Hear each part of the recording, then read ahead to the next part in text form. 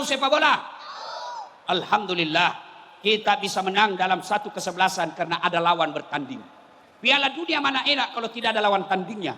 Begitu juga presiden bisa menang jadi presiden karena ada yang dia lawan. Kalau tidak ada lawannya pasti tidak akan terjadi yang namanya pemilu. Maka saudara-saudara sekalian, kalian boleh berbeda kepentingan, boleh berbeda calon, tapi jangan bercerai.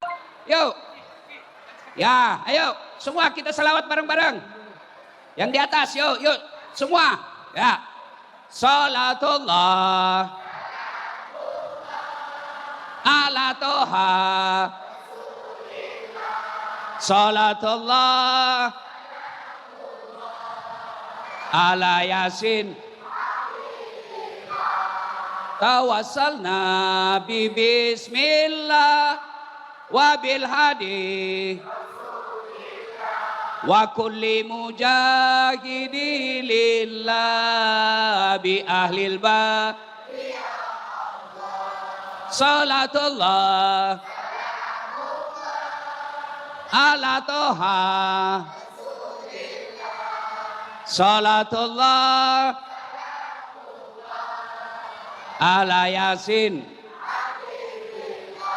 Alhamdulillahi rabbil alamin. Terima kasih, terima kasih, terima kasih. Simpan lagi HP-nya. Peringatan pertama, hati-hati yang sama cowok ceweknya. Pergi tablik akbar sama ceweknya, sama pacarnya. Hati-hati deh, saya pegang tanganmu boleh ya? Katanya pacaran syar'i. Mana ada pacaran syar'i cilaka? Nggak ada, hati-hati. Yang sama cowok ceweknya jaga jarak. Maka pada taklim kita kali ini saya ingin menyampaikan beberapa hal. Yang pertama, 2024 tahun depan yang sebentar lagi. Bulan Februari kita pemilu. Apa Ibu? Apa itu? Pemilu, pemilihan umum. Tolong hati-hati milih pemimpin. Jangan kau pilih karena dikasih duit. Tolong jawab. Ibu-ibu, kalau ibu terima 300.000 kaya enggak? Kaya enggak? Bapak-bapak, kalau kau tolak 300.000 kau miskin? Miskin? Tapi yang pasti 300.000 itu bisa merusak masa depan anakmu. Sebelum kemerdekaan, siapa yang berjuang? Siapa yang menghadapi penjajah? Nenek moyang kita, mereka kadangkala dirampas hak-haknya. Bahkan ada yang mempertaruhkan jiwa raganya. Bahkan ada yang sampai di penjara, diperkosa. Tapi mereka tetap berusaha menjadi merdeka. Dan hebatnya hasil kemerdekaan yang mereka perjuangkan tidak dinikmati oleh mereka. Siapa yang menikmati? Anak cucu mereka. Maka ibu-ibu, kalau milih pemimpin baik tahun ini, pemilu yang akan datang, kalian memilih pemimpin yang baik. Kalau bukan kalian yang menikmati, paling tidak anak cucumu nanti tidak menjadi peminta-minta. Bisa Ibu? Bisa menolak serangan fajar? Bisa Pak? 35 orang. Bisa? 107. Bisa? Ya Allah, dengarkanlah janji hambamu. Mereka berjanji tidak menerima serangan fajar. Buat mereka sengsara hidupnya kalau dia ingkar janji. Mati nombok. Sudah mau kubah janji. Ya, jangan terima uang politik. Yang kedua, dengar baik-baik. Mendekati hari pemilu, jangan bertengkar. Saya mau tanya, 2019 masih ingat? Siapa yang bertarung? Bapak Joko Widodo melawan siapa? Siapa? Siapa yang menang? Siapa yang menang? Siapa menterinya? Siapa menterinya? Mereka bertanding. Setelah menang pemilu, mereka satu paket dari satu kabinet. Kalian bertetangga masih bermusuhan. Apa namanya kalau bukan beleng-beleng? Boleh silakan kau berbeda pilihan, berbeda partai. Tapi jangan saling menyerang. Jangan berpecah belah. Demi Allah, ada 3 golongan orang yang dibenci Allah. Satu diantaranya mereka yang bermusuhan memutuskan silaturahim. Coba umat Islam, kata Nabi, umatku itu bersaudara. Innamal mu'minuna ikhwah. Bahkan Nabi katakan umatku itu seperti badan ini. Coba lihat badan kita. Tangan kanan gatal tanpa disuruh kiri yang garuk. Tangan kiri yang gatal tanpa disuruh kanan yang garuk. Gatal dua-duanya kerjasama. Begitu mestinya masyarakat Dumai. Ada yang mau pilih nomor 1 silakan. Mau pilih nomor 2 monggo. Mau pilih nomor 3 safadal. Tapi jangan kau bercerai-berai. Bisa? Bisa? Jangan sebarkan berita bohong. Jangan sebarkan fitnah. Jangan sebarkan hoax. Orang mau jadi presiden kalian mendapat dosa. Orang mau jadi presiden kalian bermusuhan di grup WhatsApp. Orang mau jadi presiden kalian saling menghina dalam satu komplek. Itu tidak dibenarkan dalam agama kita. Silakan pilih calonmu. Silakan coblos jagoanmu. Hormati lawanmu. Karena kamu bisa juara karena ada lawanmu. Tahu sepak bola? Tahu sepak bola? Alhamdulillah kita bisa menang dalam satu kesebelasan karena ada lawan bertanding. Piala dunia mana enak kalau tidak ada lawan tandingnya. Begitu juga presiden bisa menang jadi presiden karena ada yang dia lawan. Kalau tidak ada lawannya pasti tidak akan terjadi yang namanya pemilu. Maka saudara-saudara sekalian, kalian boleh berbeda kepentingan, boleh berbeda calon, tapi jangan bercerai-berai. 2, 3. Ibu-ibu, Bu, 1 kali kau sakiti masih, 2 kali kau sakiti hati ini juga. Tapi jangan sampai, jangan, oh cukuplah sudah. Jangan. Oh cerdas memang di sini penyanyi.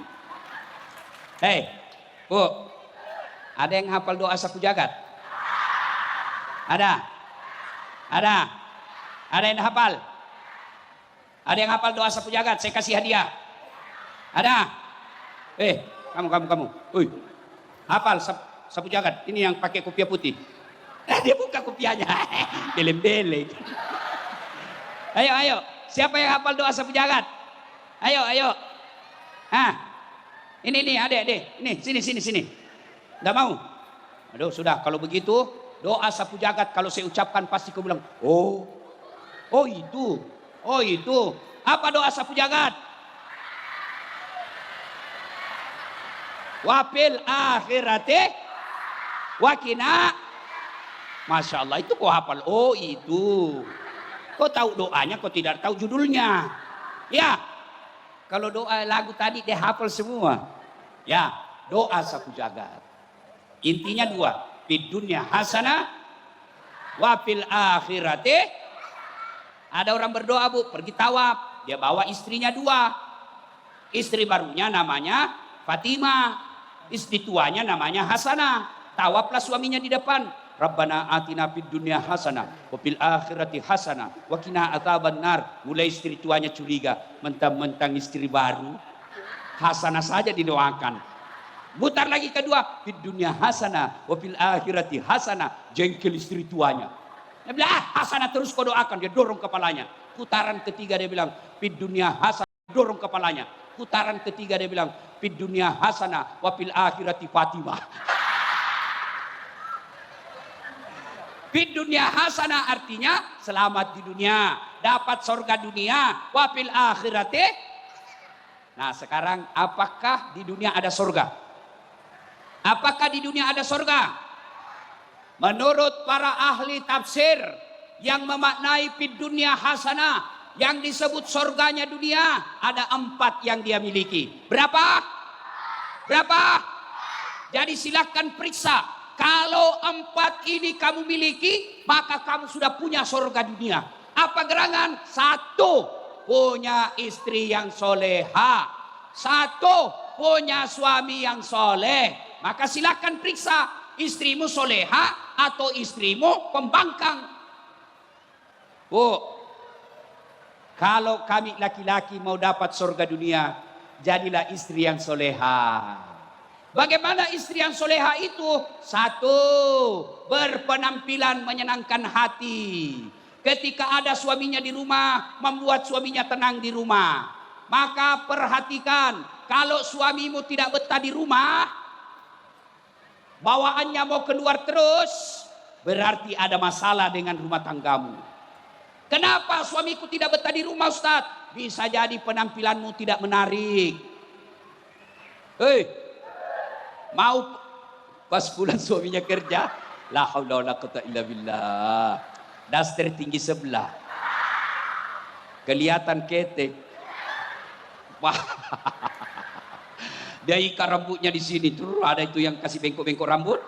Kemudian ada lagi bedak putihnya, dia kasih mentimun di matanya. Dasternya robek-robek, kelihatan tali BH. Dia bilang suaminya, "Bu, kasih baik itu BH-mu." Dia lihat semua tetangga. Apa dia bilang istrinya? "Jangan lihat BH-nya, yang penting rasanya, Bung." Kau ketawa karena membayangkan diri sendiri toh. Maka istri yang soleha itu adalah modal mendapatkan surganya dunia. Maka jadilah istri yang soleha. Bagaimana istri yang soleha itu? Kalau suaminya ada di rumah menenangkan hati, maka coba praktekkan besok. Datang suamimu suruh duduk di kursi, lalu kau peluk sambil menyanyi. Bila kamu di sisiku, hati rasa syahdu. Langsung suamimu, iya, masih ngomel-ngomel suamimu masuk kamar berantakan, kau menyanyi lagi. Peluk dia, buka bajumu. Sambil kau peluk menyanyi, insaflah wah. Iya, cuma ibu-ibu sekarang bukan lagu begini yang dihafal. Apa lagunya ibu-ibu sekarang? Cikampek, Tasikmalaya, aku capek gara-gara dia. Malu-malu. Ada lebih parah, katanya majelis taklim 4 kali pengajian 1 bulan. Tapi olahraganya di depan, di lapangan. Laki-laki di depan, perempuan di depan, bapak-bapak di belakang. Perempuannya sempit bajunya, sempit roknya. Olahragalah dia. 1, 2, bapak-bapak di belakang. 3. Apa dah hancur? Ya. Ibu majelis taklim dong. Hei, kalau kamu mau dapat rasakan surganya dunia, jadilah istri yang soleha.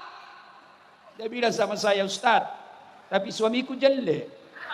Ya jodohmu. Kenapa suamimu jelek? Itulah yang terbaik. Kenapa? Karena kalau suamimu gagah, dia malu jalan sama kamu. Kenapa? Karena kau juga jelek. Bu, waduh, enaknya itu kita laki-laki. Kalau pergi kerja masuk WhatsApp-nya istri. Bang, jangan galau cari nafkah. Jangan menghalalkan segala cara. Kami di rumah, saya istrimu, baru saja kudoakan kau dalam sholat duhaku. Setiap sujudku yang 8 rakaat, saya berdoa, ya Allah bukakan pintu rezeki suamiku. Insya Allah Allah bukakan pintu rezekimu. Bang, jangan galau. Salam sayang selalu di rumah, dari istrimu di rumah. Pernah ku WhatsApp begitu suamimu? Pernah? Tidak pernah. Pantas ada cewek yang WhatsApp. Coba diamalkan deh itu. Hei Bu, suamimu mau enggak? Mau mudah rezekinya? Mau banyak rezekinya? Mau? Buat suamimu tenang hatinya. Kami ini laki-laki bisa konsentrasi dan fokus cari nafkah kalau hati kami tenang. Betul Pak? Betul. Kami bisa cari nafkah dengan tenang kalau istri membuat kami bahagia. Bagaimana kita mau cari nafkah dengan baik? Baru keluar setengah jam kau menelpon. Di mana kau? Di mana kau? Rehat dulu sayang, warung kopi dulu. Warung kopi. Pulang kau. Saya rasakan, saya tidak bisa hebat ceramah kalau mamaknya cek ngamuk di rumah. Bayangkan kalau lagi 10 menit saya naik mimbar, tiba-tiba istri saya WhatsApp. Ustaz, pulang kau cepat. Kenapa sayang? Anakmu kesetrum. Saya biasa kalau lihat sopir angkot ugal-ugalan, saya langsung bilang pasti baru marah istrinya di rumah ini. Maka ibu buat hati suamimu tenang. Kalau istri bisa menenangkan hati suami, maka insya Allah suamimu gampang cari nafkah. Ini suka ngomel. Hei, kau kira gampang cari nafkah? Hah? Pagi-pagi suamimu sudah keluar. Mestinya enak-enak tidur pagi, tapi dia paksa dirinya keluar. Supaya apa? Supaya kau bisa dibelikan baju baru. Supaya apa? Supaya kau bisa dibelikan emas. Supaya keluargamu hormat kalau kau pulang kampung. Jangan ketawa. Makanya hormati suamimu. Hei, suami saya tidak sholat Ustaz. Bukan urusanmu. Maka muliakan suamimu. Jangan selalu mengamuk. Jangan selalu berbuat sangka. Periksa HP. Sedikit-sedikit periksa HP. Nanti suamimu gampang serangan jantung. Bu, bisa? Sayangi suami. Buat hatinya tenang. Pak. Woi. Mau istri yang baik? Mau? Itu istri tergantung kamu.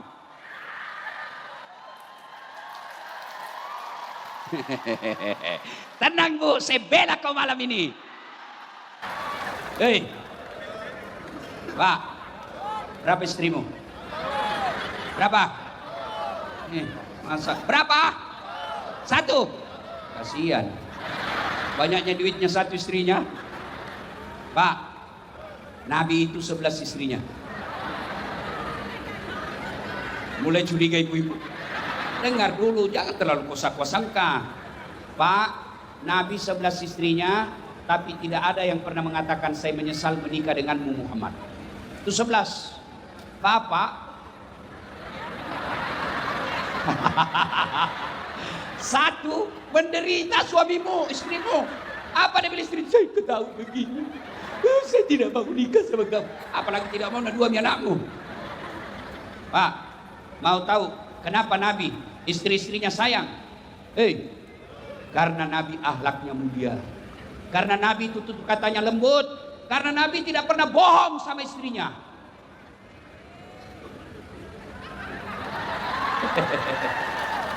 Ini bagaimana istrimu mau hormat kau suka bohongi? Alasan rapat ternyata pergi merapat. Ada begitu di sini? Ada begitu? Pantas suami istrimu suka ngomel. Saya heran kadang-kala rumah tangga muslim. Katanya Islam ini bawa ajaran kedamaian. Katanya Islam ini rahmatan lil alamin. Tapi kenapa rumah tangga kita selalu bertengkar? Kalau rumah tangga orang kaya selalu bertengkar, orang masih maklum. Ya biarlah dia bertengkar, semuanya dia bisa beli. Tapi kalau kau sudah miskin, ngontrak-ngontrak, suamimu jelek, istrimu jelek, makan ala kadarnya, bau keteknya, bertengkar terus, kapan kau dapat surganya dunia? Maka biarlah kita miskin, tapi kita saling menghormati. Biarlah kita miskin, tapi kita tidak pernah kurang ajar sama istri. Ini bertengkar tiap hari, hamil lagi. Ada begitu di Dumai.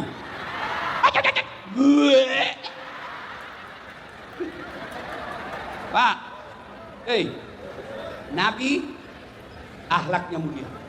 Gimana caranya Nabi memuliakan istrinya? Saya kasih kau contoh. Dengar ini, lihat ini contoh. Nabi kalau minum, misal minum, Bismillahirrahmanirrahim. Setelah itu dia kasih istrinya.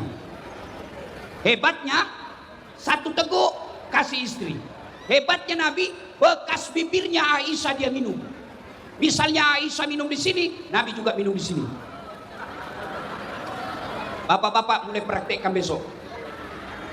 Kau minum, kasih istrimu satu teguk. Begitu kau sudah minum bekas bibirnya istrimu, apa kau bilang? Bau betul mulutnya.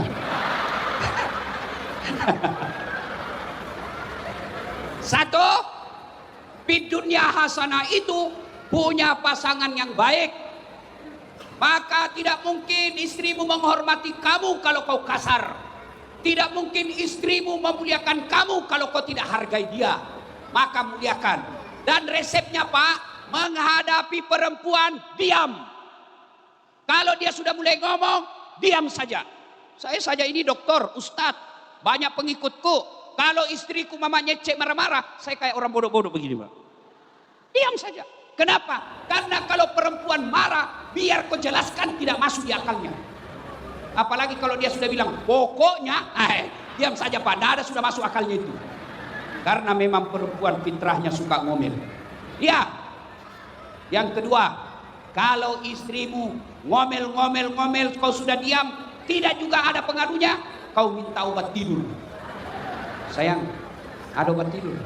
Kau mau apa? Capek saya dengar ngomelanmu. Lebih saya tidur. Selesai. Maka bahagianya dunia kita ini apabila istri menghormati suami, suami menyayangi istri. Yang kedua, fid dunya hasanah. Apalagi fid dunya hasanah? Punya anak yang soleh dan soleha. Ibu, bisa ndak anakmu jadi dokter tidak pernah kuliah fakultas kedokteran? Bisa ndak? Bisa ndak anak kita jadi anggota DPR tidak pernah nyalek? Bisa ndak? Bisa. Bisa ndak anak kita Pak jadi tentara polisi tidak pernah lulus polisi tentara? Bisa ndak? Tidak mungkin. Tapi bisa ndak anak kita soleh dan soleha padahal tidak pernah fakultas kedokteran? Bisa? Bisa ndak anak kita soleh dan soleha tidak pangkat polisi? Bisa ndak anak kita soleh dan soleha meskipun anak kita bukan anggota DPR? Bisa. Berarti Allah memberikan keringanan kepada anak-anak kita menjadi soleh dan soleha. Tapi sayang anak-anak kita sekarang lebih sopan kepada pacarnya daripada orang tuanya. Betul? Coba lihat anak-anak kita sekarang Pak. Allahu Akbar. Baru pacaran 2 bulan sudah panggil papi mami. Halo Pap. Hei. Pak, ibu-ibu, kalau ibu meninggal siapa yang doakan kamu? Siapa? Suami. Kawin lagi. Maka yang doakan kita ketika wafat anak yang soleh dan biarlah kita ngontrak-ngontrak tapi anak kita rajin sholat. Biarlah pekerjaan kita jual bensin botolan di jalan tapi anak kita rajin jamaah. Daripada anak kita anggota DPR, anak kita dokter, anak kita kontraktor, tapi tidak pernah kita jumpai sholat jamaah. Jangan lagi termakan kebodohan. Bahasa Inggris dia kira hebat. Hebat anaknya itu Pak Ustadz. Kenapa hebat? Masih SD sudah pintar bahasa Inggris. Apa hebatnya? Banyak yang bisa begitu.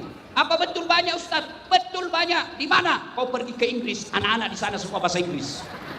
Kalau anakmu pintar bahasa Inggris, memangnya dia kalau dia berdoa pakai bahasa Inggris? Oh my God. Enggak toh? Ya, maka ibu bapak, anakmu didik dengan baik. Anak adalah investasi dunia akhirat. Anak kita insya Allah akan menjadi kebanggaan dunia akhirat kalau agamanya bagus. Maka yang kedua, kalau mau punya kebahagiaan di dunia, punya anak yang soleh dan soleha. Bagaimana supaya anak kita soleh dan soleha? Jangan kasih makan uang haram. Jangan kasih contoh yang tidak baik. Kau larang anakmu merokok. Awas kau kalau kau merokok. Ada merokok di sini? Ada? Ganyang Palestina, ganyang Yahudi, ganyang Israel. Tapi sudah demo, tapi merokok. Itu kalau bapak merokok, sama artinya bapak beli senjata untuk orang Yahudi. Maka kalau bapak mau menolong orang-orang Palestina, mulai besok berhenti merokok. Ibu-ibu, senang suamimu merokok? Senang? Bapak-bapak, rokok bagus enggak yang merokok? Benar, bagus. Kalau bapak merasa rokok bagus, besok pagi suruh anakmu beli rokok 2 bungkus, 1 untuk kamu, kasih anakmu. Nah, enak, rokok bareng-bareng. Pasti kau bilang, awas kalau kau merokok, saya tempelin kamu. Kenapa? Karena bapak tahu rokok jelek. Saya tidak bisa berhenti. Memang bapak tidak bisa berhenti tanpa pertolongan Allah. Maka cabut uangmu, berhenti rokok, berdoa. Ya Allah, berikan saya kemampuan berhenti merokok. Jangan marah Pak ya. Jangan merokok, jangan marah ya. Tidak apa-apa juga kalau bapak marah, karena saya malam ini mau pulang juga. Ya. Yang ketiga, yang disebut fid dunya hasanah itu adalah punya harta yang berkah. Apa Ibu? Apa Pak? Harta yang berkah. Mana harta yang berkah? Itu yang keliling-keliling isi. Celengan. Ibu-ibu, ini yang cantik-cantik terutama yang di atas, yang banyak emas berliannya. Ayo ibu, yang banyak emasnya. Besok-besok kalau ibu meninggal, siapa yang pakai cincin berliannya ibu? Siapa? Anak? Bukan. Istri kedua. Kawin lagi suamimu. Dia dengar istri saya mamanya cek di rumah. Ustaz, jadi kalau saya duluan meninggal kau mau kawin lagi? Saya bilang, sini kau sayang, aku peluk dia. Baru saya bilang, sayangku dengar baik-baik ya. Jangankan kau meninggal, masih hidup saja kau saya selalu berpikir kawin lagi. Makanya ibu, daripada emas berlianmu dipakai istri kedua, mending kau sedekahkan untuk fisabilillah. Hei ibu, saya melihat ada orang meninggal, orang kaya, dia menangis, dia cabut cincin istrinya. Oh sayangku, ini cincin pengantin kita dulu saja, dia tarik keluar. Sudah itu dia tarik lagi gelangnya, ini dulu waktu ulang tahun pernikahan kita yang kelima sayang. Dia keluarkan, ini yang kalung ini saya belikan ke waktu saya keluar negeri umroh. 3 bulan kemudian dia bikin matanya, mana penggantinya? Sudah itu cincinnya ibu yang dia pakai tadi menangis, dia kasih. Sayang, ini strike punya bekas istriku, silakan kau pakai. Maka ibu sedekah. Ada caleg di sini? Ada caleg? Ya kau pelit. Kalau kau pelit pak, ambil lagi Taufik wal Hidayah. Bukan sogo ya, bukan sogo. Derma. Apa bedanya sogo? Kalau sogo itu sudah dekat pencoblosan kau bagi-bagi, itu namanya sogo. Ya, ibu-ibu saya tanya, senang dermawan atau pelit? Senang mantu yang pelit atau dermawan? Senang yang pelit atau dermawan? Tidak ada orang suka orang pelit. Bahkan orang pelit sekalipun tidak suka sama orang pelit. Bilangnya kok ke rumahnya pelit, padahal dia juga pelit. Jeleknya itu sifat pelit. Maka kalau bapak mau kaya, terhindar dari bencana, terhindar dari bala, maka bersedekah. Tidak ada orang bangkrut gara-gara sedekah. Maka saya salut kepada saudaraku anggota pemuda Pancasila. Sedekah. Tidak ada orang menjadi miskin karena sedekah. Maka yang punya warung-warung, ini yang kaki UMKM, kalau kalian mau maju usahamu, tutup tiap malam, besok sedekah. Apakah itu 20.000, 10.000? Allah tidak lihat nilainya. Yang Allah lihat adalah bagaimana upayamu untuk bersedekah. Yang keempat, yang akan menjadi fid dunya hasanah adalah mereka yang punya teman yang baik. Bukan teman tinggi jabatannya, bukan teman yang kaya, tapi teman yang bisa berbagi ilmu, teman yang bisa watawasaw bil haq, watawasaw bis sabr. Pak Wali, maafkan saya. Sekarang Pak Wali banyak temannya, pasti. Tapi hati-hati. Biasanya temannya wali kota, temannya pejabat pencari muka. Nah. Apalagi temannya Pak Wali kota, kontraktor. Maka teman yang baik Pak Wali, teman yang bisa mengajak kebaikan. Dan saya banyak mendapat informasi, wali kota kita ini luar biasa. Buktinya saja tadi saya makan Pak, Masya Allah, disajikan. Biasanya Ustadz ambil sendiri, ini diambilkan sendiri. Sudah itu ada yang bisik saya dari sebelah kiri. Dia bilang, Ustadz, di sini kami orang Dumai, kalau tidak tambah, biasanya kalau ditikam langsung mati. Saya bilang beda kalau kami di Makassar. Kalau tidak tambah itu tanda-tanda laki-laki yang takut sama istrinya. Masya Allah.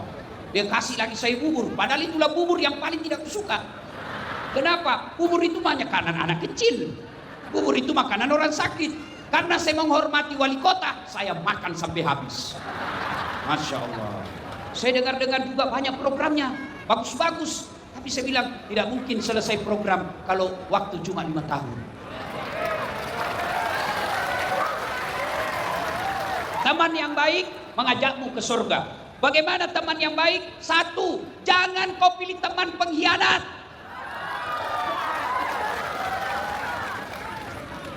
Biasanya teman banyak, saya tidak tahu di Dumai. Wali kota sama wakil wali kota cepat sekali bermusuhan. Gara-gara apa? Proyek. Gara-gara apa? Tim sukses jadi provokator. Ada tim sukses di sini? Bilang, Pak, masa kami tidak dapat proyek Pak? Padahal itu wakil wali kota banyaknya proyeknya. Sama-sama kita berjuang dulu. Hati-hati.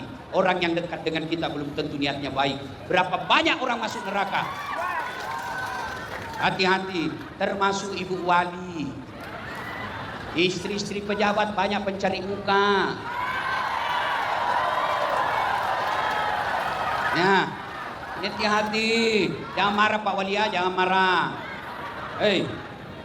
Marah. Hei. Karena ibu wali juga menentukan. Biar Pak Wali Kota senang, kalau istrinya tidak senang kok, tidak jalan kamu. Apalagi kalau sudah ibu wali bilang, pokoknya saya tidak mau lihat itu anggotamu. Dipanggillah kau, apa salahmu sama ibu ini?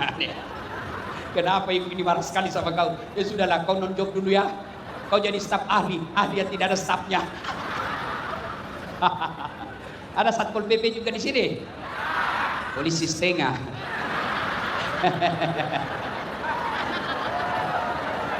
Dan itu kasihan Satpol PP kan banyak rata-rata honor. Namanya PTT, pegawai tidak tetap. 10 tahun kemudian bukan lagi PTT tapi TTP, tetap tidak pegawai. Saya tahu lagunya pegawai honor. Apa lagunya honor? Gini. Berakit-rakit dahulu, berenang-renang ke tepian, sakit-sakit dahulu, susah-susah dahulu, lalu kemudian tetap susah. Itu pegawai honor.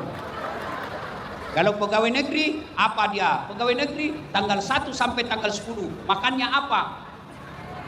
Sari lauk. Tanggal 11 sampai tanggal 20 turun sedikit, sari mie. 21 sampai 30 saridon. Oh, mas lagi kepala. Cicilan belum lunas, habis sudah gaji. Oh, saya Pak, gaji saya sebagai dosen pegawai negeri di Unhas 9 koma gaji saya. Kata temanku, banyak juga gajimu Ustaz. Saya bilang jangan salah paham. 9 koma itu tanggal 9 sudah koma. Salatullah ala toha. Salatullah ala Yasin. Pesan ketiga, ya sudah tadi doa di dunia. Pertama tadi pemilu harus damai, jangan musuhin polisi. Yang kedua doa sapu jagat supaya kalian bahagia. Kalau miskin di dunia, rakyat biasa di dunia, tapi kalau istrimu baik, suamimu baik, anakmu soleh dan soleha, kau rajin bersedekah, temanmu orang-orang soleh, maka kau dapat dunia, surganya dunia. Yang ketiga pesan saya dengar Pak Wali ini jamaah yang suka sholat berjamaah di masjid. Hei, kalau pemimpinmu rajin berjamaah di masjid, itu janji Allah. Walau anna ahlal qura amanu wattaqau lafatahna alaihim barakati minas samai wal ard. Aku akan turunkan keberkahan dari langit, dari dalam tanah. Dan ternyata sudah terbukti. Apa buktinya? Sebelum beliau jadi wali kota, berapa APBD-nya? 1,3 triliun. Tahu 1,3 triliun? Tahu Ibu? Pernah lihat uang 1,3 triliun? Pernah? Sama, saya juga tidak pernah.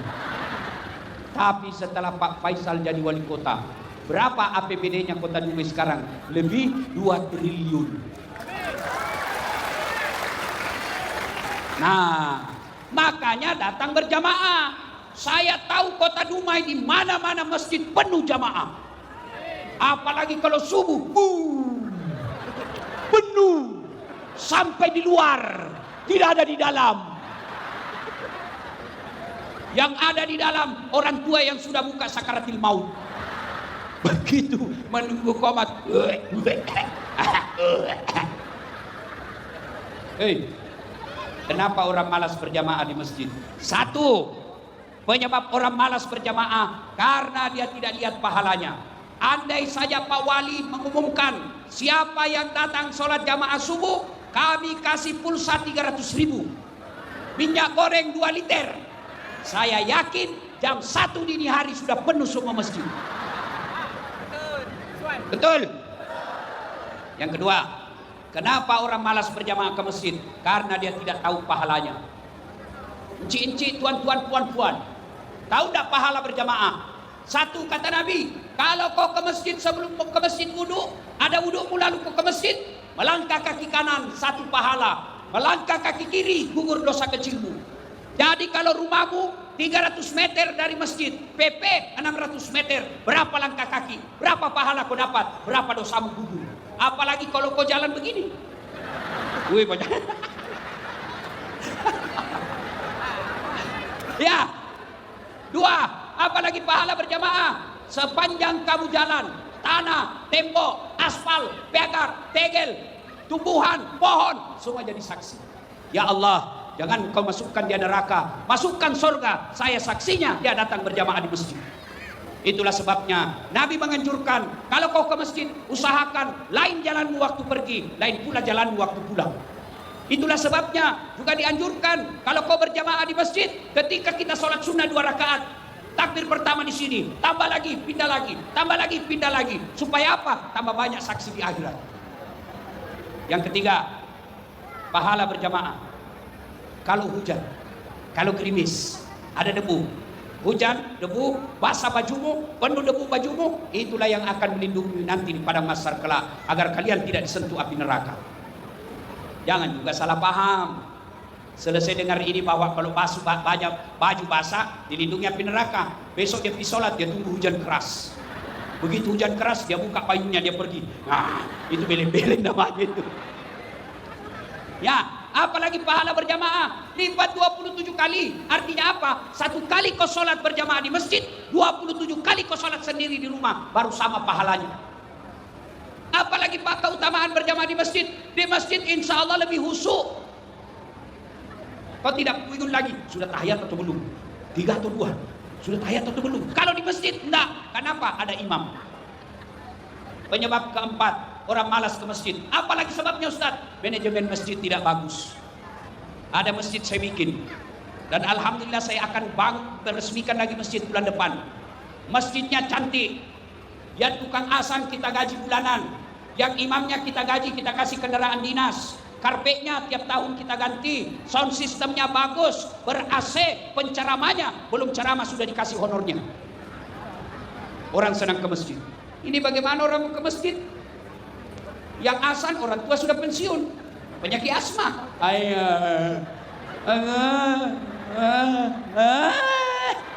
Dia bilang anak muda, dia lagi tuh yang asan orang tua. Ya, apalagi, masya Allah sound sistemnya rusak-rusak. Begitu imam sudah takbir, Allahu Akbar, langsung story. Mau diperbaiki, kita sudah takbir, terpaksa kita tahan sampai selesai. Apalagi yang membuat orang malas ke masjid, panas. Apalagi penceramanya, mulai salam pertama sampai terakhir, neraka terus dicerita. Kau dibakar, dibanting, ditusuk pantatmu, digunting lidahmu, dipecahkan kepalamu. Kata anak muda, tidak usah mesti bikin takut-takut saja itu. Apalagi dapat lagi imam, dia balik-balik sunnah Nabi. Apa kata Nabi? Kalau kau jadi imam, ringkaskan bacaan solatmu. Dengar ini yang selalu jadi imam, ringkaskan bacaan solatmu. Ini jadi imam baru kau takbir sudah lama betul.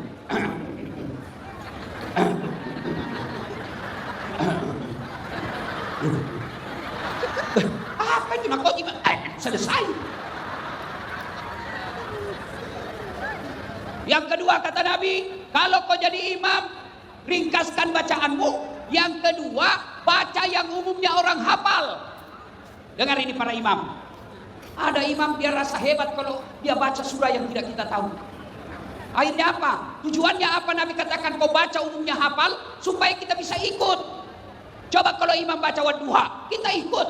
Coba kalau imam baca Wadduha, anak-anak juga ikut. Qul huwallahu ahad, Allahu samad, lam yalid wa lam yulad. Dia hafal. Coba kalau imam membaca surah Al-Anfal ayat 5 sampai 40. Dia khusyuk dengan bacaannya, kita khusyuk dengan hayalan. Kita mau ruku belum selesai, kita mau ikut tidak dihafal, terpaksa mata bergelayang. Dibacalah pengumuman keuangan, saldo kas, pemasukan, pengeluaran, biaya dan lain-lain. Belum Belum selesai bacaan imam, apalagi kita baca kalender Persatuan Guru Republik Indonesia cabang Kota Dumai. Belum juga selesai, kita baca lagi bajunya orang, caleg DPR RI. Siapa salah? Siapa salah? Siapa salah? Coba, ini ada cerita, wallahu alam benar atau tidak. Anak muda penghafal Quran disuruh jadi imam. Jadi imam, baca Al-Fatihah, orang masih enak, bagus bacaannya. Begitu dia baca surah-surah, mulailah dia panjang dan jamaahnya, waduh, tidak dihafal. Tiba-tiba ini Pak Imam, hanya dia yang hafal itu surah. Ada cicak jatuh kena telinganya. Begitu kena telinga, bayangkan kalau cicak lagi sholat kena telinga Pak, kaget. Begitu kaget, stres, hilang hafalannya. Lanjutannya ini ya, lanjutannya. Suasana hening, tidak ada yang ribut dalam masjid. Tiba-tiba Pak Imam, karena dia juga tidak tahu fikih, dia cuma ngomong, tolong bantu di belakang. Dia bilang di belakang, saya juga tidak tahu. Ada muda dia bilang, ya sudah kalau begitu, Allahu Akbar. Siapa salah? Siapa salah? Imam, ada ini kisah nyata saya alami. Waktu saya masih kecil di kampung, sujudlah kita. Lama sekali sujud, tidak seperti biasanya. Kenapa ini Pak Imam lama sekali? Tunggu tidak selesai. Ada teman saya nakal, diangkat kepalanya. Dia sujud, wih, lenyap imamnya. Dia bilang, wih, hilang imam. Ternyata imam keluar Pak, bubar sholat. Tidak ada imam. Selesai sholat tidak tanya itu Pak Imam, Pak Imam, kenapa kau tinggalkan saf? Dia bilang, saya kentut nah. Kasih tahu Pak Imam, lain kali kalau kau kentut, kasih naik kepala kami supaya kami lihat kau keluar. Dia bilang, saya sengaja nak, karena malu kak kau tahu. Siapa salah? Siapa salah? Siapa salah? Maka hati-hati pilih imam. Kalau salah imam kau pilih, sapu kacau. 2024 kita milih imam. Hati-hati. Kalau kau salah milih imam, kacau negara. Ya, makmum juga, rakyat juga, makmum juga ada aturannya. Jangan kau jadi makmum seolah-olah kau yang paling soleh dalam masjid. Ada juga itu jamaah kayak dia paling jago. Mulai takbir dia ganggu sudah kita Pak. Allah. Baca Al-Fatihah kayak mau digigit telinga kita. Sudah itu dia, ada lagi dia kasih gini lagi tangannya.